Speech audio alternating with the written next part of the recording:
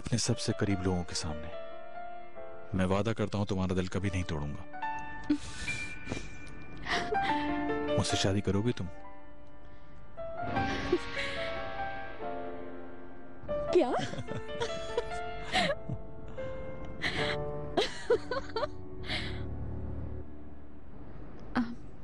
करीम, मैं कहो, मुझे तुम्हारा जवाब चाहिए। अरे बाबा, मैं हैरान हो गई हूँ।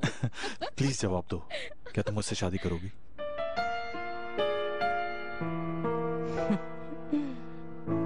हाँ, मतलब हाँ।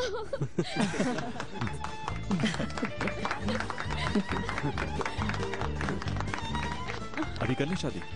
क्या मतलब तुम्हारा? अभी इसी वक्त। पागल हो करीम? हाँ, सब तैयारी है बीनू। अगर तुम्हारी इजाजत हो तो अभी हमारी शादी हो सकती है। सच बोल रहे हो? सब चीजें तैयार हैं। तैयारी मुकम्मल है ना अम्मी? ये हुई ना बात। पार्टी क्या है फिर? वो मैं नहीं बता सकता। अब तो जो बीनू चाहेगी वैसा ही होगा।